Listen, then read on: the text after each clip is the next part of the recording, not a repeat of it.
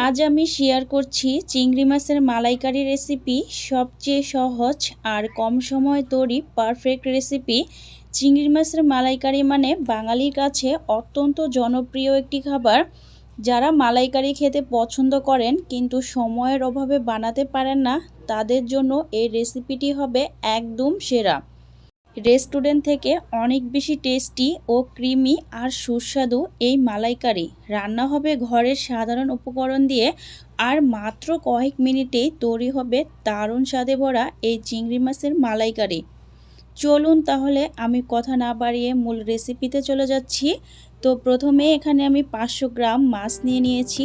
তো মাছগুলোকে আমি সুন্দর করে কেটে ধুয়ে পরিষ্কার করে নিয়েছি। তো আপনারা চাইলে আরও বেশি বা আরও কম করে নিয়ে নিতে পারেন। তো চিংড়ি মাছের মালাইকারি রান্না করার জন্য এখানে আমার কি লাগছে আপনাদেরকে দেখিয়ে দিচ্ছি।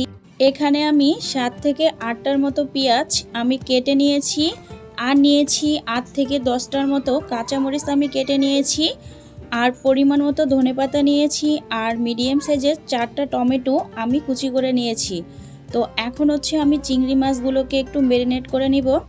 তাই এখানে আমি অ্যাড করে দিচ্ছি হাফ টেবিল চামচ স্পুন পরিমাণ হচ্ছে হলুদ গুঁড়া আর মরিচ গুঁড়া, আর হাফ টেবিল চামচ স্পুন পরিমাণ হচ্ছে আদা রসুন পেস্ট, আর হাফ টেবিল চামচ স্পুন পরিমাণ হচ্ছে জিরা বাটা, আর স্বাদ মতো হচ্ছে লবণ। তো আমি সব ইনগ্রিডিয়েন্টস দিয়ে দিয়েছি। এখন হচ্ছে আমি হাত দিয়ে ভালো করে হচ্ছে মেখে নিব। আর এই কাজটি কিন্তু একটু সময় নিয়ে করতে হবে, যাতে মশলা আর মাছ সুন্দর মতো মিশে যায়। তো আপনারাও এভাবে ভালো করে হচ্ছে মেখে নেবেন। তো এখন হচ্ছে আমি চুলায় একটা প্যান বসিয়ে দিয়েছি। তো প্যানে হচ্ছে আমি তেল অ্যাড করে দিচ্ছি। তেলটা যখন গরম হবে আমি এক এক করে মাছের পিসগুলোকে হচ্ছে তেলের ভিতরে অ্যাড করে দিব। আর একটি কথা, আমার রেসিপিটি দেখতে দেখতে যদি কোথাও ভালো লাগে তাহলে প্লিজ একটা লাইক দিবেন। আর যদি কোনো নতুন বন্ধু হয়ে থাকেন তাহলে আমার চ্যানেলটি সাবস্ক্রাইব করে দিবেন, পাশে থাকা বেল আইকনটি প্রেস করে দিবেন। তো মাছগুলোকে আমি হালকা একটু কালার করে ভেজে নিব, বেশি ভাজতে যাব না, তাহলে মাছগুলো কিন্তু শক্ত হয়ে যাবে। তো আপনারা আপনাদের পছন্দ মতো হচ্ছে মাছগুলোকে ভেজে তেল থেকে তুলে নেবেন। তো দেখুন মাছগুলো কিন্তু ভাজা হয়ে গেছে। এখন হচ্ছে মাছগুলোকে আমি তুলে নিব। আর মাছ ভেজে যে তেলটা রয়েছে আমি ওই তেলটা কিন্তু ফেলে দিব না। এই তেলের ভিতরে আরও কিছুটা পরিমাণ তেল অ্যাড করে হচ্ছে আমি চিংড়ি মাছের মালাইকারি রেসিপিটি তৈরি করব। তো আমি যে পেঁয়াজ আর কাঁচামরিচ কেটে রেখেছিলাম, তো ওগুলো হচ্ছে আমি অ্যাড করে দিলাম। এখন এগুলো হচ্ছে আমি হালকা ব্রাউন কালার করে হচ্ছে ভেজে নিব। তো এখন হচ্ছে পেঁয়াজগুলোকে আমি হালকা করে হচ্ছে নেড়ে দিব। তো পেঁয়াজ যখন ভাজা হয়ে যাবে এখানে হচ্ছে আমি এক এক করে মশলাগুলোকে অ্যাড করে দিব। তো আপনারা দেখতে থাকুন আমি কিভাবে একদম সহজ ও ঘরোয়া মশলা দিয়ে কিভাবে চিংড়ি মাছের মালাইকারি রেসিপিটি তৈরি করি। এখানে নেই কোনো দামি মশলা, নেই কোনো ঝামেলা, শুধু ঘরের প্রতিদিনের মশলা দিয়েই কিন্তু তৈরি করে নিতে পারবেন এই অপূর্ব স্বাদে গন্ধে ভরপুর চিংড়ি মাছের মালাইকারি। তো দেখুন এখানে আমি 1 টেবিল চামচ স্পুন পরিমাণ হচ্ছে আদা বাটা, আর 1 টেবিল চামচ পরিমাণ হচ্ছে রসুন বাটা, আর 1.5 টেবিল চামচ পরিমাণ হচ্ছে জিরা বাটা। তো সব কিছু আমি দিয়ে দিয়েছি। এখন হচ্ছে পেঁয়াজ আর মশলা আমি ভালো করে তেলের সাথে হচ্ছে ভেজে নিব।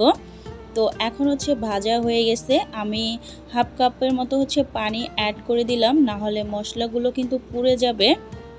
তো এখন আমি অ্যাড করে দিব 1 টেবিল চামচ পরিমাণ হচ্ছে হলুদ গুঁড়া, আর 1 টেবিল চামচ পরিমাণ হচ্ছে মরিচ গুঁড়া, আর হাফ টেবিল চামচ স্পুন পরিমাণ হচ্ছে জিরে গুঁড়ো। তো সব মশলা আমার অ্যাড করা ডান। এখন হচ্ছে মশলাগুলোকে আমি ভালো করে হচ্ছে কষিয়ে নিব। আর এই কাজটি কিন্তু একটু সময় নিয়ে করবেন। মশলাটা যতটা কষানো হবে আপনার তরকারিটি খেতে যেন ততটাই ভালো লাগবে। তো এখানে আমি যে টমেটোগুলো কেটে রেখেছিলাম, তো টমেটোগুলো দিয়ে আমি মশলা ভালো করে হচ্ছে কষিয়ে নিব। এখন হচ্ছে আমি আরও কিছুটা পরিমাণ পানি অ্যাড করে নিলাম মশলাটা ভালো করে কষানোর জন্য।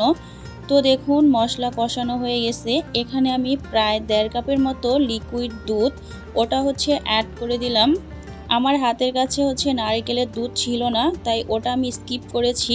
তো আজকে হচ্ছে আমি নর্মাল গরুর দুধ দিয়ে কিন্তু আপনাদের চিংড়ি মাছের মালাইকারিটি করে কিন্তু দেখাচ্ছি। এখন আমি একটা ঢাকনা দিয়ে 3 থেকে 4 মিনিটের মতো ঢেকে রেখে দিব। তো 4 মিনিট পরে আমি ফিরে আসলাম। ঝোলটা কিন্তু অনেকটা ফুটে গেছে। এখন আমি যে চিংড়ি মাছগুলো ভেজে রেখেছিলাম, তো চিংড়ি মাছগুলো কিন্তু আমি ঝোলের ভিতরে কিন্তু অ্যাড করে দিয়েছি। চিংড়ি মাছের মালাইকারি কিন্তু অনেকেই পছন্দ করেন, কিন্তু তৈরি করার বা সময়ের অভাবে কিন্তু অনেকেই তৈরি করেন না বা বানান না। কিন্তু আমি কথা দিচ্ছি, আপনারা এভাবে যদি চিংড়ি মাছের মালাইকারি করেন, দেখবেন খেতে তো অনেকটা ভালো লাগবে, আর বাড়ির ছোট থেকে বড়রা অনেকটা কিন্তু পছন্দ করবে। তো এখানে আমি স্বাদটাকে বাড়ানোর জন্য হাফ টেবিল চামচ স্পুন পরিমাণ হচ্ছে চিনি অ্যাড করে দিলাম। তো এখন হচ্ছে আমি অ্যাড করে দিব ধনেপাতা।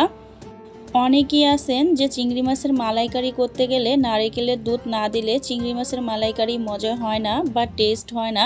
তবে হ্যাঁ, আপনারা যদি এভাবে শুধু দুধ দিয়ে যদি তৈরি করেন, তাহলেও কিন্তু খেতে ভালো লাগবে। তো দেখুন, আমার কিন্তু চিংড়ি মাছের মালাইকারিটি কিন্তু একদম শেষের দিকে। তো এখন হচ্ছে আমি 1 টেবিল চামচ পরিমাণ হচ্ছে ধনিয়া গুঁড়ো আর হচ্ছে জিরা গুঁড়ো অ্যাড করে দিয়েছি, আর স্বাদ মতো হচ্ছে লবণ আমি অ্যাড করে দিলাম। তরকারিটি কিন্তু রান্না হয়ে গেছে প্রায় শেষের দিকে। তো এখন হচ্ছে এটা আমি গরম গরম হচ্ছে পরিবেশন করে নিব। তো এর জন্য হচ্ছে আমি একটা মিক্সিং প্লেটে নিয়ে নিচ্ছি, আর কালারটা কিন্তু অনেকটা সুন্দর মতো এসেছে, আপনারা তো দেখেই বুঝতে পাচ্ছেন। তো আমি কিন্তু একদমই সহজ ও সিম্পলভাবে কিন্তু আজকে রেসিপিটি শেয়ার করেছি। তো আজকে আপনাদের কাছে চিংড়ি মাছের মালাইকারির রেসিপিটি কেমন লাগলো কমেন্টে জানাতে ভুলবেন না। আর আমি কিন্তু শেয়ার করেছি সবচেয়ে সহজ আর কম সময়ে পারফেক্ট একটি রেসিপি। চিংড়ি মাছের মালাইকারি মানে বাঙালির কাছে অত্যন্ত জনপ্রিয় একটি খাবার। আর চিংড়ি মাছের মালাইকারিটি কিন্তু ছোট থেকে বড়রা অনেকটা পছন্দ করে। আর এটি রান্না করে কিন্তু আপনারা রেস্টুরেন্টের মতো অনেক বেশি টেস্টি আর ক্রিমি সুস্বাদু। তো আজকের মতো আমি এখানেই বিদায় নিচ্ছি। দেখা হবে পরবর্তী নতুন কোনো রেসিপিতে। হোপফুলি সবাই ভালো থাকবেন, সুস্থ থাকবেন। ওকে, আল্লাহ হাফেজ, ধন্যবাদ।